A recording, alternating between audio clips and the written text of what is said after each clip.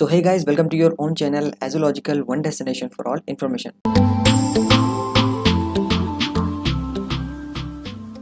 तो guys finally आज हम स्टार्ट करने वाले हैं क्लास 12 हिस्ट्री का किंग्स एंड क्रॉनिकल चैप्टर, जो कि आपकी टर्म सेकंड का हम कह सकते हैं पहला चैप्टर है टर्म सेकंड सिलेबस का। इससे पहले हमने जितने भी टर्म 1 के सिलेबस के चैप्टर्स हैं वो सब फिनिश कर दिए हैं और अब हम यहाँ पर स्टार्ट करने वाले हैं बहुत ही एक्साइटिंग चैप्टर और अपनी एक्साइटिंग सीरीज टर्म सेकंड की सीरीज स्टार्ट होने वाली है गाइज क्लास 12 हिस्ट्री की। तो इसीलिए अगर आप हमारे चैनल पर पहली बार आए हैं तो चैनल को सब्सक्राइब करके बेल आइकन जरूर दबाइएगा, क्योंकि हम ऐसे ही कंटिन्यूसली अब यहाँ पर सारे के सारे class 12 history, class 12 political science, सारी की सारी वीडियोस आने वाली हैं। तो गाइस चलिए बिना किसी देरी के वीडियो को स्टार्ट करते हैं। तो गाइस अगर हम बात करें यहाँ पर इस चैप्टर को, तो गाइस ये है आपका चैप्टर है किंग्स एंड क्रॉनिकल्स, जो कि हम कह सकते हैं यहाँ पर आपकी बुक के अकॉर्डिंग चैप्टर नंबर 9 है, I think so, as far I can remember, क्योंकि कई सारे चैप्टर्स आपके डिलीट हुए हैं। इससे पहले एक जमींदारी वाला चैप्टर है वो भी आपका डिलीट हुआ है। तो इस चैप्टर में हम बात करने वाले हैं क्लियरली किंग्स और क्रॉनिकल्स, यानी किंग्स के बारे में, क्रॉनिकल्स के बारे में, कौन से किंग्स के बारे में, टाइम पीरियड क्या रहने वाला है, कैसे कैसे क्या चीज़ें होंगी, उन सब के बारे में बात करेंगे। और ये जो चैप्टर है, अगर आपको ऐसा लग रहा है कि ये चैप्टर मुझे समझ में नहीं आ रहा, जो थोड़ा जो है इसमें डिफिकल्ट टर्म्स इस्तेमाल की गई हैं एनसीईआरटी में, या इसका बैकग्राउंड समझ में नहीं आ रहा, तो गाइस आप बिल्कुल सही जगह पे आए, क्योंकि यहाँ पर हम आपको बेस्ट एवर एक्सप्लेनेशन देने वाले हैं, बिल्कुल सिंपल लैंग्वेज में, एकदम लेमन लैंग्वेज में आपको समझाने वाला हूँ। जैसे आपको यहाँ पर थोड़ा सा समय देना है, एक जो है आप कोने में जगह ले लीजिए, आराम से नोटबुक हाथ में ले लीजिए, पेन ले लीजिए, ताकि आपको अच्छे से समझ में आए। तो गाइज अगर हम बात करें यहाँ पर सबसे पहले इसके इंट्रोडक्शन के बारे में कि ये चैप्टर किसके बारे में है, इस चैप्टर में हम क्या पढ़ने वाले हैं, और आपको ये भी मैं बताना चाहता हूँ कि इस चैप्टर के बीच बीच में मैं आपको टर्म सेकंड से जो भी इंपॉर्टेंट क्वेश्चंस आ सकते हैं वो भी बताने वाला हूँ। और यहाँ पर इस वीडियो के लास्ट में, इस चैप्टर के लास्ट में हम आपको कई सारे सैम्पल क्वेश्चन भी देंगे जो कि आपको सॉल्व करना होगा। तो गाइस अगर हम बात करें यहाँ पर इसके इंट्रोडक्शन के बारे में, तो देखिए क्लियरली मैं आपको बताना चाहता हूँ कि इस चैप्टर में ओवरऑल हम बात करने वाले हैं मुगल किंग्स के बारे में, ठीक है, और खास करके कि मुगल किंग्स की जो हिस्ट्री है, कोर्ट हिस्टोरियंस थे उन्होंने किस तरीके से उनके अकाउंट्स लिखे और किस तरीके का जो मुगल एम्पायर में पूरा सिस्टम था एडमिनिस्ट्रेशन का, उसके बारे में बात करने वाले हैं। और ये बहुत ही इंटरेस्टिंग होने वाला है, क्योंकि यहाँ पर हम आपको एक एक टॉपिक को बड़ी आसानी से समझाने वाले हैं। अगर हम बात करें गाइस, तो यहाँ पर लिखा हुआ है कि मुगल किंग्स ने जो है यहाँ पर कई सारे कोर्ट हिस्टोरियंस को कमीशन किया था, ताकि वो उनके अचीवमेंट्स के बारे में लिखते रहें, ताकि आने वाली जनरेशन, जाहिर सी बात है, उसको पढ़ते रहे। अब ये सारे के सारे जो अकाउंट्स थे, यानी कि जो सारे जो रिकॉर्ड्स जो किए गए थे कोर्ट हिस्टोरियंस के द्वारा, वो यहाँ पर एम्परर्स के टाइम पे किए गए थे, जाहिर सी बात है। और जो भी यहाँ पर इंपॉर्टेंट इवेंट्स होते थे, जो भी अचीवमेंट्स होती थी, वो सब रिकॉर्ड किया जाता था। अब यहाँ पर जो राइटर्स थे वो क्या कलेक्ट करते थे, किस तरीके से चीज़ों को अरेंज करते थे, तो गाइस अगर हम बात करें तो यहाँ पर जो राइटर्स थे उन्होंने वास्ट अमाउंट में इंफॉर्मेशन यहाँ पर कलेक्ट कर रखी थी अलग अलग सब कॉन्टिनेंट के रीजन से। आप सबको पता है कि मुगल एम्पायर काफ़ी बड़ा था, एरिया वाइज देखा जाए तो उसमें अलग अलग रीजन्स थे, अलग अलग इवेंट्स होते थे, तो उन सबको रिकॉर्ड करना होता था। अब इससे एक मदद ये मिलती थी रूलर्स को कि यहाँ पर उनको आसानी हो जाती थी आराम से जो है अलग अलग एरिया में, अलग अलग डोमेन में गवर्नरशिप में, यानी गवर्न करने में। तो गाइस जो यहाँ पर मॉडर्न हिस्टोरियन हैं, जो कि इंग्लिश में ज़्यादातर यहाँ पर हिस्ट्री हमारी लिखते हैं, उन्होंने इन सारे के सारे अकाउंट्स को क्या कहा है, क्रॉनिकल्स। क्या कहा है, क्रॉनिकल्स। ये बहुत इंपॉर्टेंट चीज़ है गाइस, क्योंकि यहाँ पर आपका क्वेश्चन ये बन सकता है कि भाई टर्म सेकंड में आपका 2 मार्क्स का या 1 मार्क का क्वेश्चन बन सकता है कि बताइए व्हाट इज क्रॉनिकल, या फिर व्हाट आर क्रॉनिकल्स। तो इंपॉर्टेंट चीज़ ये है कि यहाँ पर आपको, ये चैप्टर का ही नाम है, क्योंकि किंग्स एंड क्रॉनिकल्स, तो किंग्स तो आपको पता ही है कि राजा होता है या जो है रूलर होता है, लेकिन यहाँ पर अगर हम बात करें क्रॉनिकल्स की, तो chronicles is a different thing. या आप ये मत देख लीजिएगा हाँ भाई क्रॉनिकल्स जो कि जो है यहाँ पर हम हिस्ट्री कंपाइल करते हैं किसी चीज़ की या फिर रिकॉर्ड किया जाता है ना, आपको यहाँ पर बताना पड़ेगा कि मॉडर्न हिस्टोरियन जो इन सब की हिस्ट्री लिखते हैं, यानी इन सब अकाउंट्स के बारे में लिखते हैं, खास करके यहाँ पर मिडिवल पीरियड के बारे में इंग्लिश में जो लिखते हैं, इन सारे के सारे अकाउंट्स को क्या कहा जाता है, क्रॉनिकल्स। अब यहाँ पर इन सारी की सारी इन्फॉर्मेशन को, इन सारे के सारे अकाउंट्स को जो कि कोर्ट हिस्टोरियंस ने लिखा था, उन सबको जब क्रोनोलॉजिकल ऑर्डर में, यानी एक के बाद एक, एक के बाद एक, इस तरीके से लिखा जाता है, तो वो आपकी प्रॉपर डेफिनेशन हो जाती है क्रॉनिकल्स। अब यहाँ पर मैं बात करूँ सिंपल डेफिनेशन, तो आप ये लिख सकते हैं कि भाई जो भी मॉडर्न हिस्टोरियंस ने यहाँ पर इंग्लिश में जितने भी उन्होंने रिकॉर्ड्स लिखे हैं, अकाउंट्स लिखे हैं, और उन सबको एक क्रोनोलॉजिकल ऑर्डर में अरेंज किया है, इस चीज़ को बोलते हैं क्रॉनिकल्स।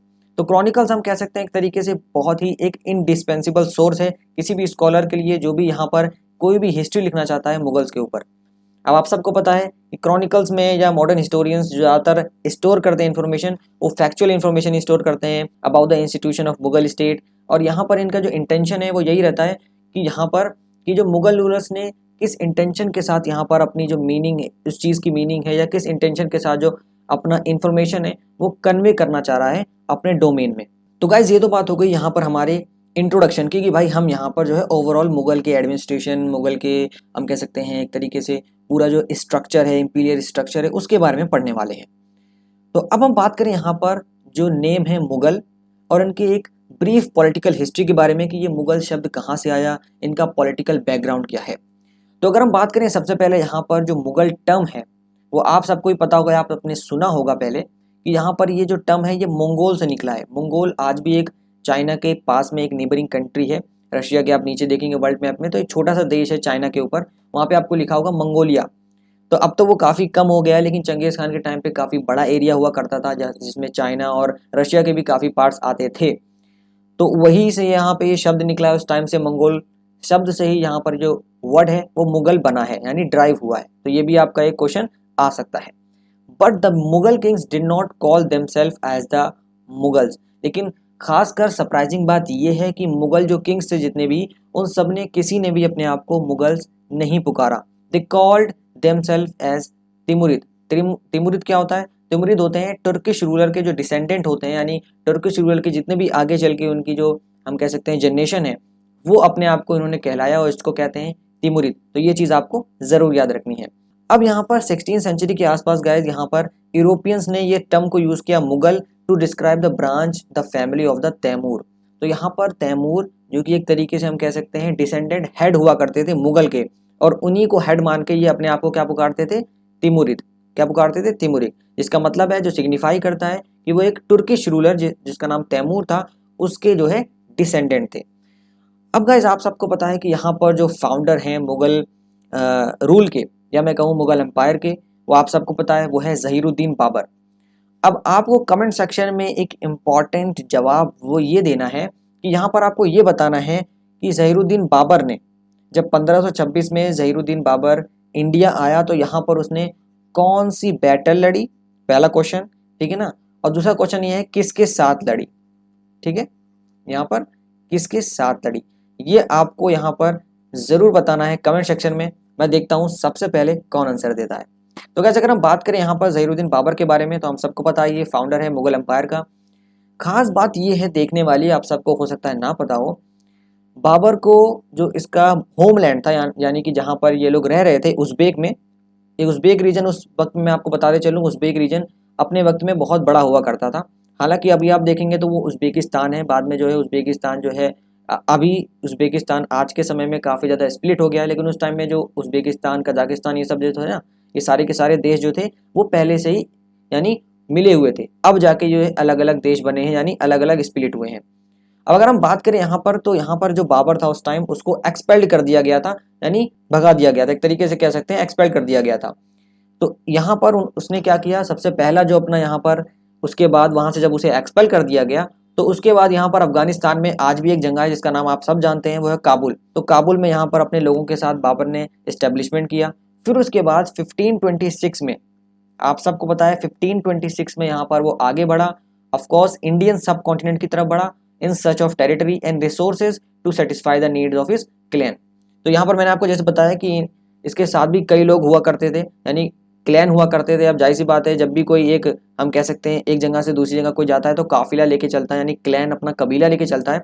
तो उसी तरीके से यहाँ पे भी जब बाबर को यहाँ पर एक्सपेल कर दिया गया था, भगा दिया गया था उसके होमलैंड फरगाना से, तो यहाँ पर उसने क्या हुआ, पहले काबुल में एस्टेब्लिशमेंट किया, फिर उसके बाद 1526 में इंडियन सब कॉन्टिनेंट में आया अपने रिसोर्सेज को फाइंड करने के लिए और इन सर्च ऑफ टेरिटरीज। तो ये थी पूरी कहानी यहाँ पर ज़हीरुद्दीन बाबर की। और उसके साथ साथ जो दो इंपॉर्टेंट क्वेश्चन है वो आप लोग कमेंट सेक्शन में ज़रूर बताइएगा।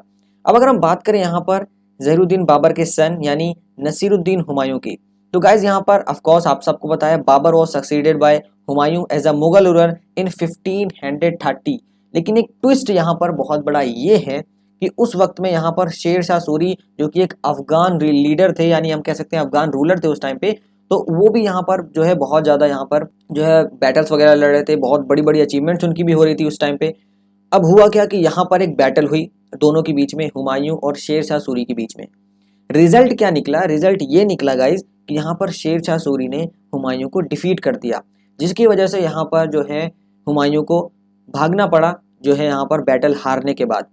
अब क्या हुआ कि हुमायूं ने फिर कहाँ गया, आपके मन में सवाल होगा कि हुमायूं कहाँ गया बैटल हारने के बाद। तो गाइस हुमायूं जो था वो यहाँ पर जो एक सफावीद रूलर थे उस टाइम पे ईरान के, उनके पास जाके यहाँ पर पना ले लिया एक तरीके से, यानी वहां पर रहने लगे। इन 1555 हुमायूं ने जो है शेरशाह सूरी को डिफीट किया। अगेन जब उन्होंने रिटर्न किया तो उन्होंने यहाँ पर जो दूसरी बैटल हुई थी शेरशाह के साथ, शेरशाह सूरी के साथ, उस वक्त में यहाँ पर उन्होंने उसको डिफीट किया और दोबारा जो अपना एम्पायर था वो रिगेन कर लिया। तो एक तरीके से हम कह सकते हैं कि एक बहुत बड़ा यू टर्न था इन हिस्ट्री और of course in Mughal history. तो ये भी आपको जरूर याद रखना है। इसके साथ साथ मैं आपको बताना चाहता हूँ कि आप एक बार डेट जरूर याद रखिएगा ताकि आपको एक टाइमलाइन जो है वो यहाँ पर दिमाग में सेट रहे कि भाई देखो यहाँ पर 1530 में जो है मुगल रूलर बना, फिर उसके बाद जो है जब यहाँ पर वॉर हुई, वॉर होने के बाद यहाँ पर क्या हुआ, 1555 में दोबारा एंट्री की, उसके बाद दोबारा अंपायर को रीगेन किया। अब अगर हम बात करें गाइज यहाँ पर हुमायूं के बाद, तो हुमायूं के सन थे यहाँ पर अकबर। आप सबको पता है, जिसको हम कई जगह बुक्स में द ग्रेट अकबर भी कहा जाता है। तो Akbar is considered to be a great ruler of the Mughal. He expanded his empire and made it as the largest, strongest and the richest kingdom at the time of his rule. ऐसा बताया जाता है कि उन्होंने अपने टाइम पर यहाँ पर अपने एम्पायर को बहुत ज़्यादा जो है कई सारे कल्चर्स को, कई सारे डाइवर्सिटीज़ को अपने यहाँ पर अपने अंपायर में अकोमोडेट किया, जिसकी वजह से उनका अंपायर जो था वो धीरे धीरे स्ट्रांग होते गया, बहुत ज़्यादा रिच होते गया। इसी के साथ साथ वो इसलिए यहाँ पर अपने अंपायर को जो है एक्सपेंड कर पाए क्योंकि यहाँ पर उस टाइम वो अलग अलग जगह से, अलग अलग जितने भी लोगों से वो वॉर करते, उन सबको अपने साथ अकोमोडेट कर लेते और कोई ना कोई ट्रीटी साइन करके वो यहाँ पर अपना अंपायर आराम से एक्सपेंड कर लेते। और इसी के साथ साथ गाइस यहाँ पर जो अकबर थे उन्होंने अपना यहाँ जो अंपायर था वो हिंदू कुश माउंटेन जो है वहां तक यहाँ अपना अंपायर जिन्होंने एक्सपेंड किया। और उस टाइम पे आप सबको पता है सफावीद और उज़्बेक की तरफ से बहुत सारे अटैक्स हो रहे थे इंडियन सब कॉन्टिनेंट पे, उससे भी यहाँ पर प्रिवेंट किया। अब अगर हम बात करें यहाँ पर अकबर के सक्सेसर की, तो अकबर का सक्सेसर आप सबको पता है वो था जहांगीर, जिनका टाइम पीरियड था 1605 से 27 तक। जहांगीर आप सबको पता है अदल ऑफ इंसाफ के लिए कई सारे इन्होंने यहाँ पर सिस्टम जो है लागू किए थे, जहाँ पर एक घंटी वाला सिस्टम भी आपको याद होगा। अगर हम बात करें यहाँ पर शाहजहां की, तो शाहजहां के बारे में भी आप सब जानते हैं, इन्होंने बहुत सारे जो है मुगल आर्किटेक्चर में आर्किटेक्चर स्ट्रक्चर जो कि आज भी इंडिया में मौजूद हैं, जैसे कि लाल किला हो गया, ताजमहल हो गया, ये सारे के सारे स्ट्रक्चर शाहजहां ने बनवाए थे। तो इनका जो टाइम पीरियड है वो है 1628 से लेके 58 तक। औरंगजेब की बात करें तो औरंगजेब का जो टाइम पीरियड है वो है 1658 से लेके 707 तक। अब यहाँ पर ऐसा बताया जाता है कि Aurangzeb was the longest serving Mughal ruler in history, यानी मुगल रूलर की हिस्ट्री में औरंगजेब को लॉन्गेस्ट सर्विंग किंग माना जाता है। एक तरीके से हम कह सकते हैं कि यहाँ पर हमें हर एक किंग की जो है यहाँ पर एक अकाउंट्स नहीं पढ़ना, क्योंकि ये जो चैप्टर है ये सिर्फ और सिर्फ किंग्स एंड क्रॉनिकल से रिलेटेड है। यानी यहाँ पर जितने भी हमारे कोर्ट हिस्टोरियंस हैं उन्होंने किस तरीके से उनके इंस्टीट्यूशन चलता था, मुगल एम्पायर में किस तरीके से इंस्टीट्यूशन चलता था, किस तरीके से सारे के सारे रिकॉर्ड्स जो है यहाँ पर इकट्ठा करके रखे जाते थे और किस तरीके से यहाँ पे एडमिनिस्ट्रेशन काम करता था, हमें ये पढ़ना है। तो अब हमारा जो अगला टॉपिक है वो ये है कि यहाँ पर जो पूरी तरीके से मुगल का इंपीरियल स्ट्रक्चर था उसका फीचर क्या है। तो अगर हम बात करें यहाँ पर गाइस, जो पूरा इंस्टीट्यूशन था, जो जितने भी इंस्टीट्यूशन थे imperial structure, Mughal imperial structure के, वो यहाँ पर क्रिएट किए गए थे 16 एंड 17 सेंचुरी के आसपास। और इसमें बताया जाता है कि ये बहुत इफेक्टिव मैनर में काम कर रहा था, चाहे अगर हम बात करें टैक्सेशन की या हम बात करें प्रशासन की। अब अगर हम बात करें यहाँ पर द कोर्ट, जिसको हम दरबार भी कहते हैं उर्दू में, जिसको हम कह सकते हैं वो मुगल पावर का एक बहुत बड़ा सेंटर माना जाता था। क्यों? क्योंकि यहाँ पर बड़े बड़े जो है पॉलिटिकल अलायंसेज होते थे, ट्रीटीज वगैरह साइन की जाती थी, जो बड़ी बड़ी मीटिंग्स होती थी रिलेशनशिप्स के लिए वो करी जाती थी। उसी के साथ साथ यहाँ पर हर एक शख्स की, हर एक पर्सन की मुगल एम्पायर में एक स्टेटस डिफाइन किया जाता था, एक हायरार्की डिफाइन किया जाता था। अगर हम बात करें गाइस यहाँ पर मुगल्स के पॉलिटिकल सिस्टम की, जो कि बेस्ड था पूरी तरीके से combination of military power accommodating various tradition of the sub continent that the Mughal face. तो यहाँ पर मुगल एम्पायर का एक इंपॉर्टेंट पॉलिसी ये थी कि यहाँ पर ये क्या करते थे, अपनी मिलिट्री पावर को ज़्यादा से ज़्यादा बढ़ाते थे, इसको कंबाइन करते थे। और दूसरी जो इंपॉर्टेंट चीज़ वो ये थी, जो कि मैंने आपको शुरू में ही बताया, जो अकबर ने भी पॉलिसी अपनाई थी। हालांकि इससे पहले बाबर और हुमायूं ने भी अपनाने की कोशिश की थी, लेकिन अकबर ने उसे जो है बहुत अच्छी तरीके से, इफेक्टिवली तरीके से उसको इम्प्लीमेंट भी किया था। तो मुगल की इंपॉर्टेंट पॉलिसी ये भी रही है कि जितने भी उनके यहाँ पर जो भी एरियाज वो कॉन्कर करते जा रहे हैं, उन सब एरियाज में जो भी डाइवर्स कल्चर आ रहे हैं उन सबको अपने एम्पायर में अकोमोडेट करते रहना। तो अगर हम बात करें गाइज यहाँ पर, ये तो बात हो गई हमारा पूरा का पूरा मुगल एम्पायर्स के बारे में, मुगल एम्परर्स के बारे में। और उसी के साथ साथ यहाँ अगर हम बात करें तो पूरी तरीके से जो फीचर था मुगल इंपीरियल स्ट्रक्चर का उसके बारे में। अब अगर हम बात करें यहाँ पर क्रॉनिकल्स के बारे में, क्योंकि क्रॉनिकल्स के बारे में ये पूरा का पूरा चैप्टर है, तो यहाँ पर ज़रूरत क्या पड़ी। क्रॉनिकल्स की प्रोडक्शन करने के लिए, क्रॉनिकल्स को लिखने के लिए। तो यही चीज़ हम यहाँ पर बात करने वाले हैं। तो देखिए गाइज, जो क्रॉनिकल्स था वो जाहिर सी बात है मुगल पीरियड के दौरान ही लिखा गया था। That's why it is an important source to study the Mughal empire. अब यहाँ पर 3 रीजंस बताए गए हैं, ये 3 रीजंस आपको जरूर नोट डाउन करने हैं। मुझे उम्मीद है आप पूरा शुरू से ही नोट बनाते आ रहे होंगे। तो दैट्स वाई यहाँ पर मैं ये हाईलाइट इसलिए कर रहा हूँ क्योंकि ये 3 रीजंस आपसे टर्म सेकंड एग्जामिनेशन में हो सकता है पूछे जाएं, क्योंकि एक तरीके से ये इंपॉर्टेंट पॉइंट है आपके पूरे होल चैप्टर का। तो यहाँ पर अगर हम बात करें पहले रीजन की, तो पहला reason for the production of chronicles वो ये था कि यहाँ पर वो इसलिए लिखे जाते थे, that's why it was written to convey a vision of enlightened kingdom to all those who came under its umbrella. यानी ये बताने के लिए कि जो भी इस मुगल एम्पायर अम्ब्रेला के अंडर में आते हैं उन सबको बताने के लिए कि भाई हमारा एक एनलाइटमेंट किंगडम हमारा आगे चल के बने और एक्सपेंड हो, ये विजन को पहुंचाने के लिए। दूसरा जो यहाँ पर गाइस रीजन था वो ये था to convey to those who resisted the rule of Mughal that's all resistance were destined to fail. और ये भी बताने के लिए, यानी एक तरीके से अपने दुश्मनों को बताने के लिए कि देखो भाई हमारा जो पूरा मुगल किंगडम है वो कितनी अच्छी तरीके से काम कर रहा है, हमारे जो मुगल्स के रूल हैं वो कितनी अच्छी तरीके से यहाँ पे हो रहा है, कोई भी हमें रेजिस्ट नहीं कर सकता क्योंकि उनके सारी की सारी जो चालें हैं वो फेल हो गई हैं।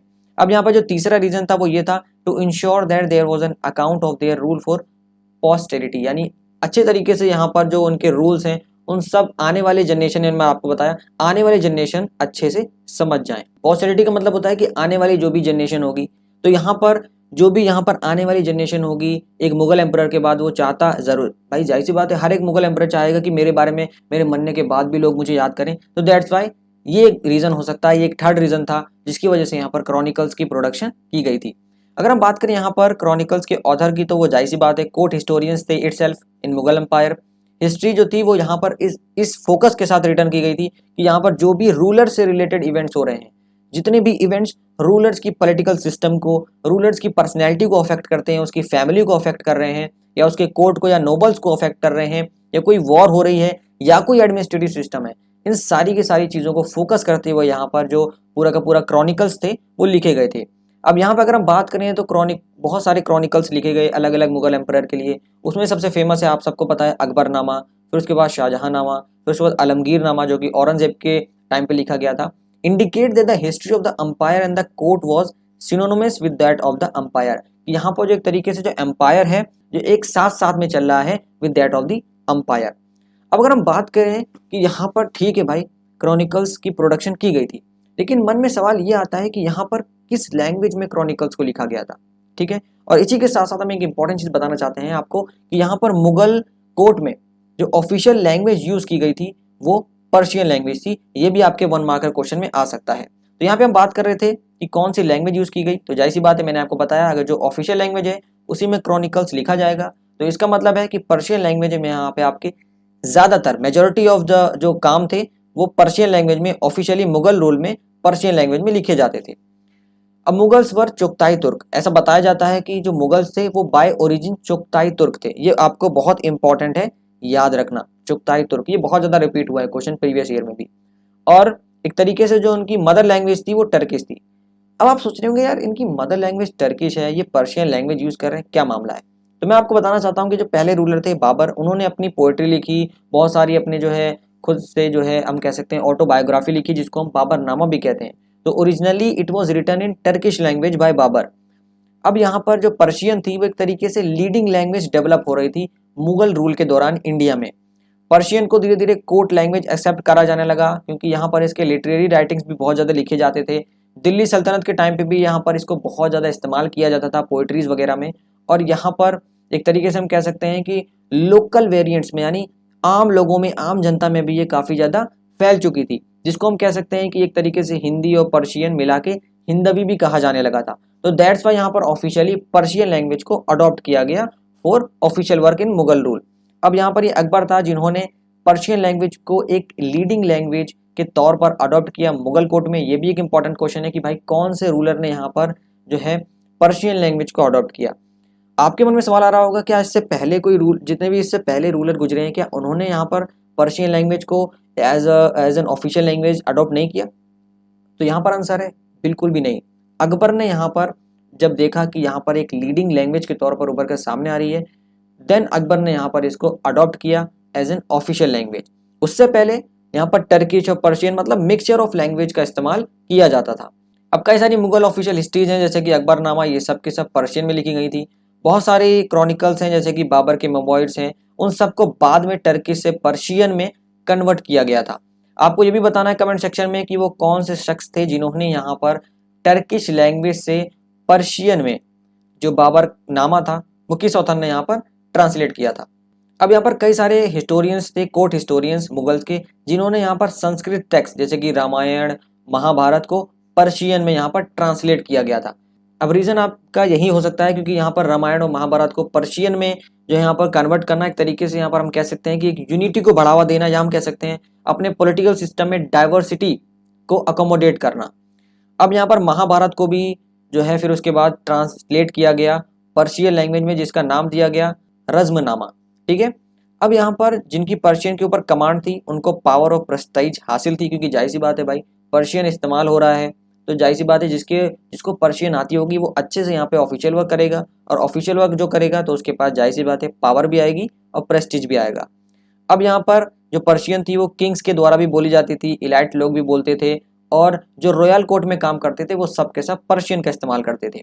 पर्शियन लैंग्वेज ने बहुत सारे बाकी इंडियन लैंग्वेज को भी इन्फ्लुएंस किया है, जैसे कि राजस्थानी, मराठी, तमिल, इन सब में भी आपको कोई ना कोई डायलेक्ट या कोई ना कोई वर्ड आज भी पर्शियन का मिल जाएगा।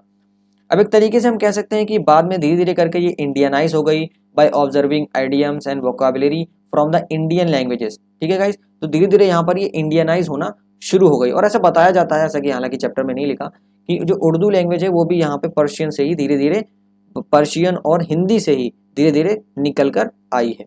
तो गाइज ये बात हो गई यहाँ पर हमारे क्रॉनिकल्स की, और क्रॉनिकल्स किस लैंग्वेज में लिखे जाते थे और क्यों लिखे जाते थे।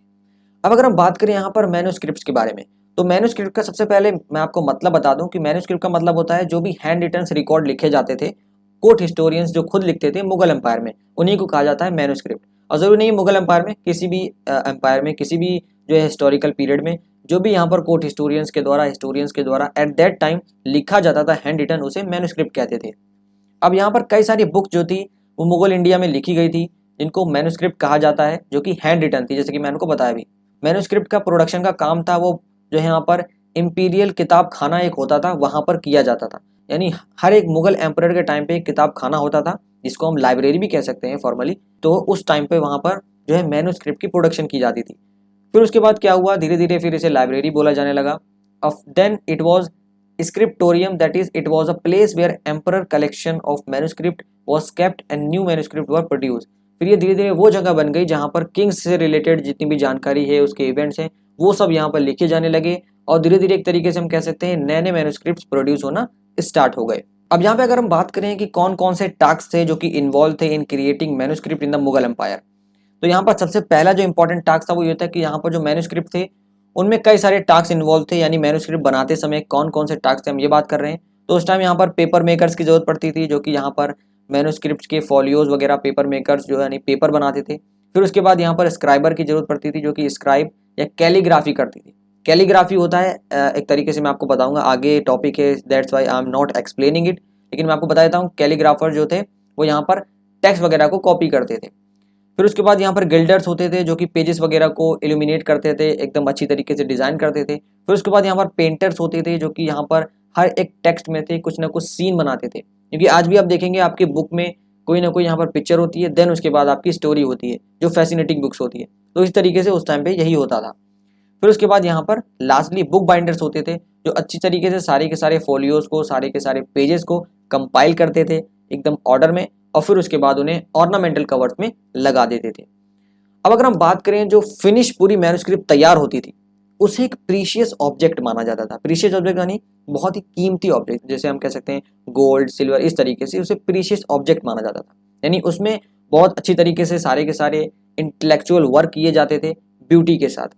अब जो लोग इन प्रोडक्शन में, यानी जो लोग मैन्युस्क्रिप्ट की प्रोडक्शन में इन्वॉल्व थे, उनको अलग अलग तरीके से टाइटल, अवार्ड्स वगैरह दिए जाते थे। इसी के साथ साथ जो यहाँ पर कैलीग्राफर्स और पेंटर्स थे उनको यहाँ पर हाई स्टेटस दिया जाता था। अगर हम बात करें यहाँ पर पेपर मेकर और बोर्ड बाइंडर्स की, तो एक तरीके से वो हम कह सकते हैं वो एक अनोनिमस आर्टिसंस के तौर पर काम करते थे।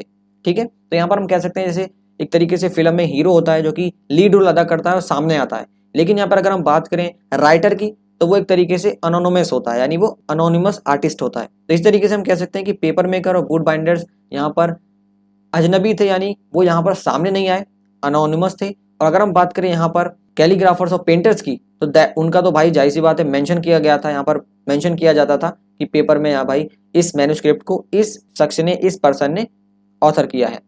अब जो कि मैं बात कर रहा था यहाँ पे कैलीग्राफी की, तो कैलीग्राफी का मतलब आपके माइंड में आया होगा कि यार ये तो वर्ड कहीं सुना सुना लग रहा है, 8th में 9th में कहीं ना कहीं तो सुना होगा। तो देखिए कैलीग्राफी का मतलब होता है आर्ट ऑफ हैंड राइटिंग, यानी जाहिर सी बात है मैन्युस्क्रिप्ट को हाथ से ही लिखा जाता था, तो दैट्स वाई जो आर्ट थी हैंड राइटिंग की उसको कहा जाता था कैलीग्राफी। अब जैसे कि आप सबको पता है जो मैन्युस्क्रिप्ट था मुगल का वो हैंड रिटन था और it was considered a skill of great importance, इसे बहुत ज़्यादा इंपॉर्टेंस दिया जाता था। इसको अलग अलग स्टाइल में लिखा जाता था और अकबर का जो फेवरेट हैंड रिटन स्टाइल था वो था नस्तलिक। अब देखिए अलग अलग आपकी जो है हैंड रिटन स्टाइल होती है, अलग अलग तरीके से लिखा जाता है, तो उसके बाद क्या हुआ कि अलग अलग स्टाइल के नाम भी देने लगे। और इसमें जो अकबर का फेवरेट हैंड रिटन स्टाइल था यानी हैंड रिटन कैलीग्राफी था वो था नस्तलिक, ये भी आपको जरूर याद रखना है। वो किस तरीके से था, तो भाई यहाँ पर एक कुछ एक्सप्लेनेशन भी दी गई है कि नस्तलिक एक तरीके से फ्लूइड स्टाइल था जहाँ पर लॉन्ग हॉरिजॉन्टल स्ट्रोक होते थे और इसे जो है एक तरीके से ट्रिम रीड के पीस के साथ लिखा जाता था, जिसकी टिप जो होती थी वो 10 mm की होती थी, जिसे कलम कहते हैं। इस तरीके से मैं, मेरी ड्राइंग ज़्यादा अच्छी नहीं है लेकिन मैं आपको बताना चाहता हूँ, ये इस तरीके से, ठीक है। यहाँ पर 10 mm की जो है कलम होती थी, कलम तो आप सब जानते हैं, जैसे मैंने कलम का नाम लिया होगा आप लोग समझ गए होंगे। तो इस तरीके से यहाँ पे लिखा जाता था। अब जो यहाँ पर जो रीड होती थी उसे कार्बन इंक में यानी सियाई जो होती है यानी इंक जो होती है उसमें डुबोया जाता था और जो निब होती थी कलम की उसको फिर उसके बाद यहाँ पर उस इंक के फ्लो के साथ लिखा जाता था, जो कि आज भी आपको यहाँ पर आप जाएंगे किसी भी हिस्टोरिकल साइट में, चाहे कुतुब मीनार या कहीं पे भी, तो वहाँ पे आपको जो एक तरीके से वॉल में जो देखने को मिलेगा वही हम कह सकते हैं उसी तरीके की कैलीग्राफी यहाँ पर की जाती थी। तो भाई ये तो बात हो गई यहाँ पर मैन्युस्क्रिप्ट के कैलीग्राफर्स की। अब अगर हम बात करें यहाँ पर पेंटर्स की, क्योंकि वो भी एक तरीके से यहाँ पर हीरो का रोल अदा करते थे, यानी एक तरीके से वो भी ऑथर्स माने जाते थे, उनका भी बहुत बड़ा कंट्रीब्यूशन था। तो अगर हम बात करें यहाँ पर पेंटेड इमेजेस की जो कि यूज किया जाता था मुगल क्रॉनिकल्स में, जिसको हम कह सकते हैं the role of painter in the production of Mughal manuscript. तो यहाँ पर जो पेंटर्स थे वो भी इन्वॉल्व थे मैन्युस्क्रिप्ट की प्रोडक्शन में। क्रॉनिकल्स जो थे वो यहाँ पर मुगल एम्परर्स के इवेंट्स को नरेट करते थे और इसमें इमेजेस भी होती थी रिटन टेक्स्ट के साथ साथ, जो कि यहाँ पर इवेंट्स को विजुअल फॉर्म में भी एक्सप्लेन करते थे या फिर हम कह सकते हैं डिस्क्राइब करते थे। अब यहाँ पर जो स्क्राइबर होते थे यानी जो लिखने वाले होते थे, कैलीग्राफर होते थे, वो यहाँ पर जो है लेफ्ट साइड जो है ब्लैंक छोड़ देते थे या हम कह सकते हैं स्पेस छोड़ देते थे, जहाँ पर लिखने के बाद जो पेंटर था वो अपनी इमेजेस पेंट कर सके अपनी रिक्वायरमेंट के अकॉर्डिंग, ठीक है। तो वहाँ पर आर्टिस्ट जो है बाद में उसको इंसर्ट करता था प्रॉपर प्लेस के हिसाब से। अब जो पेंटिंग थी वो क्या करती थी, वो यहाँ पर जब रिटन टेक्स्ट के साथ पेंटिंग्स को भी डिपिक्ट किया जाता था, पेंटिंग्स को भी किया जाता था, तो यहाँ पर हम कह सकते हैं उसकी ब्यूटी को और बढ़ाती थी, जो कि एक तरीके से हम कह सकते हैं कि यहाँ पर जो आइडियाज यहाँ पर कन्वे करना चाह रहे हैं वो आसानी से और अच्छे से कम्युनिकेट हो जाता था। अब यहाँ पर एक फेमस हिस्टोरियन थे जिनका नाम था अबुल फजल, तो यहाँ पर उन्होंने इस पेंटिंग को एक तरीके से एक मैजिकल आर्ट के तौर पर बताया है। पेंटिंग जो है यहाँ पर इनेमिनेट करती है ऑब्जेक्ट को, कि एक तरीके से ऐसा लगता है कि भाई वो तो एकदम ऐसा लग रहा है असली में, क्योंकि उस टाइम जब पहली बार लोगों ने पेंटिंग्स देखी होगी अपने टाइम पे तो ऐसा लगा हो कि भाई ये तो यार एकदम ऐसा लग रहा है असली बनाया हुआ है, क्योंकि उस टाइम अलग अलग पेंटिंग्स आती थी। ऑयल पेंटिंग जैसे आप देखेंगे तो ऑयल पेंटिंग्स तो ऐसा लगेगा एकदम 3D में है, ऐसा लग रहा है बिल्कुल बंदा सामने खड़ा हुआ है। तो एक तरीके से उनको भी ऐसा लगा कि यहाँ पर जो प्रोडक्शन थी पेंटिंग्स की वो यहाँ पर एम्परर को शो करती थी, उनके कोर्ट को शो करती थी, किस तरीके से लोग आते थे, किस तरीके से लोग बातचीत करते थे, जो सारी की सारी पेंटिंग्स आप अपनी हिस्ट्री की बुक्स में भी देख सकते हैं, हम कह सकते हैं। लेकिन यहाँ पर ये एक टेंशन बन गया था between rulers and representative of the Muslim orthodoxy the उलमा, यानी उलमा और किंग्स के बीच में ये एक कंट्रोवर्सी बन गई। अब कंट्रोवर्सी क्यों बनी मैं आपको बताता हूँ। तो यहाँ पर क्या हुआ कि कई सारे लोग थे जिन्होंने यहाँ पर इस्लामिक प्रोहिबिशन लगाया इस चीज़ के ऊपर कि भाई ह्यूमन बींग्स को एज एन पेंटिंग में शो नहीं करना चाहिए, क्योंकि इसमें जो है यहाँ पर होली कुरान में भी इंश्राइन कर रखा है इसके बारे में। इसी के साथ साथ हदीस में, हदीस मतलब प्रॉपर्ट्स के सेइंग में भी ये आ रखा है इस इंसिडेंट को, और इसी के साथ साथ ये भी बताया गया है, इसी के साथ साथ ये भी यहाँ पर साइड किया गया उस वक्त में कि भाई प्रॉपर्ट ने इसको फॉरबिड किया, यानी इसको मना किया है कि भाई किसी भी लिविंग बींग को एक नेचुरलिस्टिक वे में, यानी ऐसा लगे कि भाई वो एकदम असली लग रहा है देखने में, उसको मना किया है कि ऐसा अब अगर आप करेंगे तो एक तरीके से आप जो है कह सकते हैं हम जो गॉड की क्रिएशन की पावर है वो आप अपनी तरफ डिपिक्ट करना चाहते हैं, आपकी इंटेंशन जो है खुद को ही गॉड मानना हो जाएगी। हालांकि यहाँ पर एक तरीके से हम कह सकते हैं कि शरिया की इंटरप्रिटेशन बाद में चेंज हुई।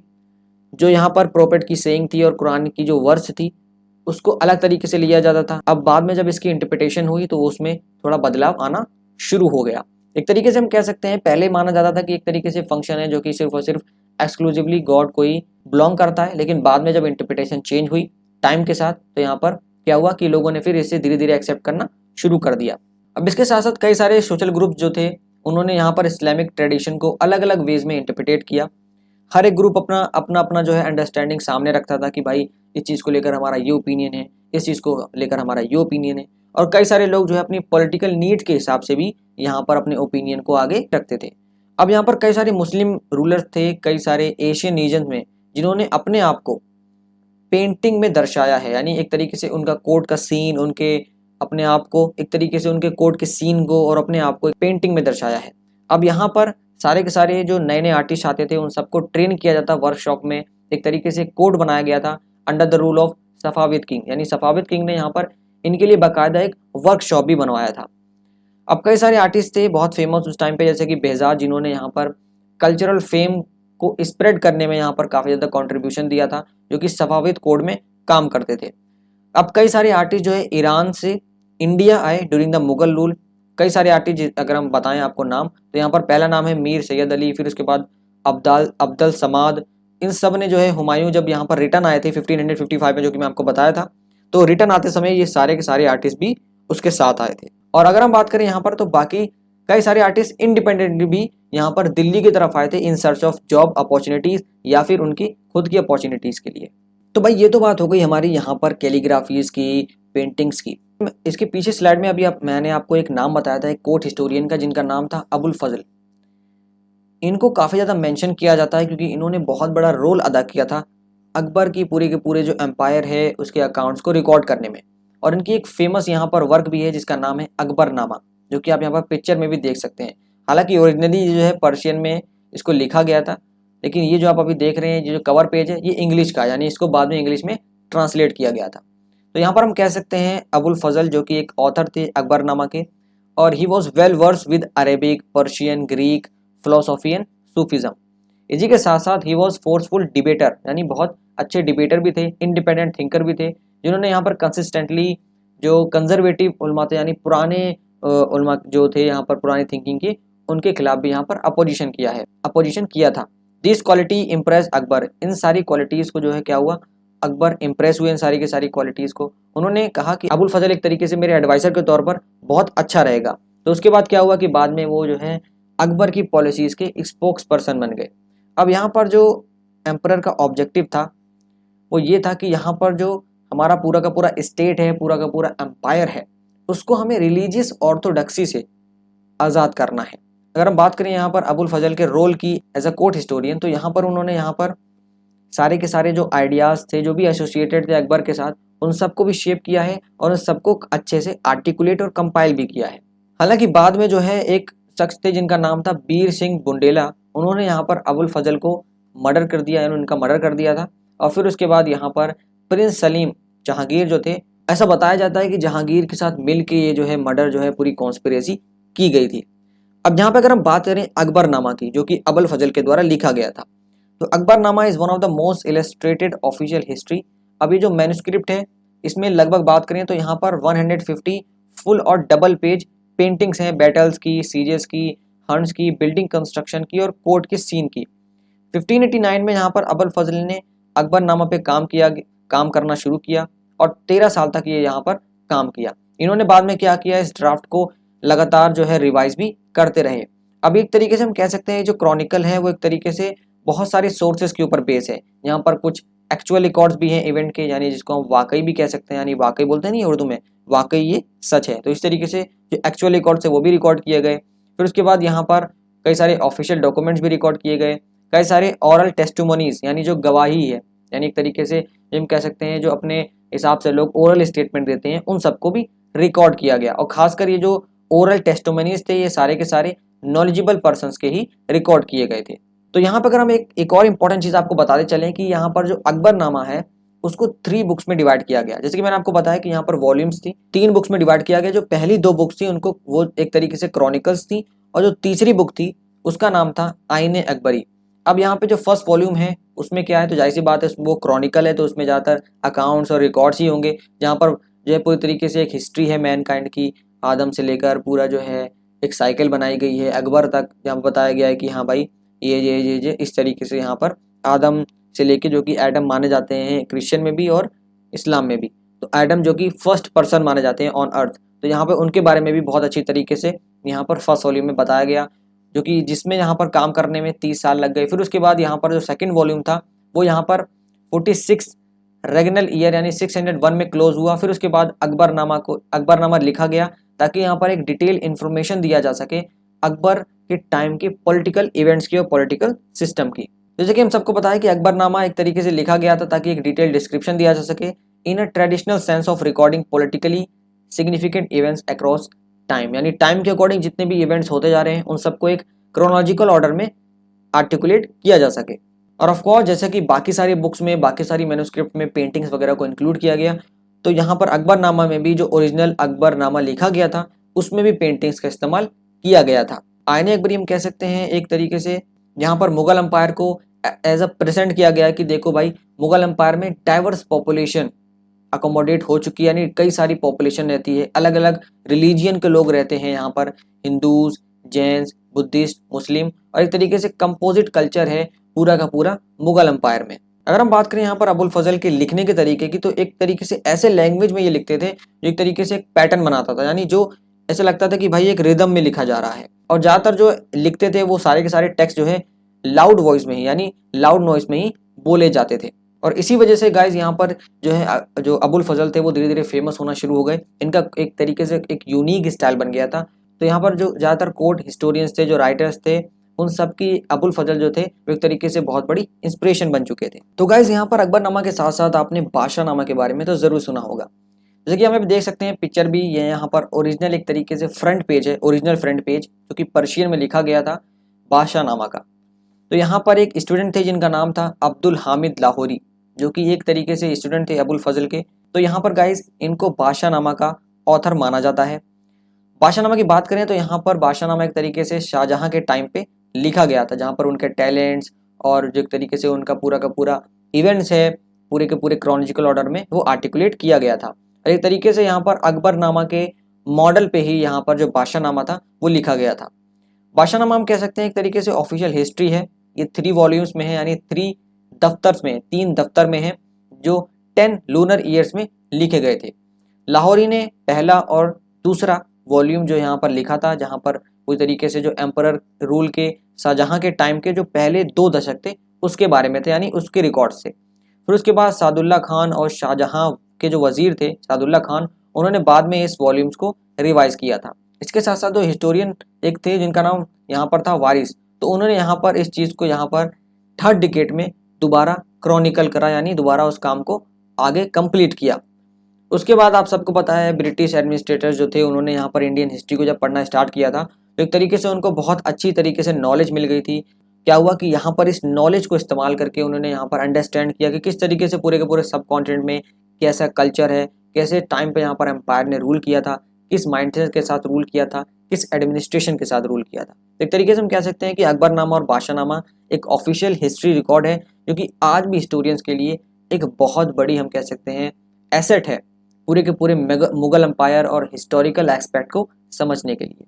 तो गाइस इस पार्ट में इतना ही। अगले पार्ट्स में हम यहाँ पर पढ़ेंगे ब्रिटिश एडमिनिस्ट्रेशन के बारे में, और जो है यहाँ पर इंडियन हिस्ट्री को किस तरीके से जो ब्रिटिश बाद में आए ब्रिटिशर्स उन लोगों ने किस तरीके से अंडरस्टैंड किया। उन लोगों ने देखा कि भाई यहाँ पर मुगल भी रूल करके गए हैं, उन्होंने इस चीज़ को एनालाइज किया, अच्छे से पढ़ा। फिर उसके बाद हम बात करेंगे कि यहाँ पर आइडियल किंगडम कैसा है और एक डिवाइन लाइट का मतलब क्या है, ठीक है, कई क्या क्या नोशंस होते थे, क्या क्या धारणा होती थी किंगशिप के बारे में उस वक्त लोगों के टाइम में, क्या किंगशिप एक तरीके से एक सोशल कॉन्ट्रैक्ट था।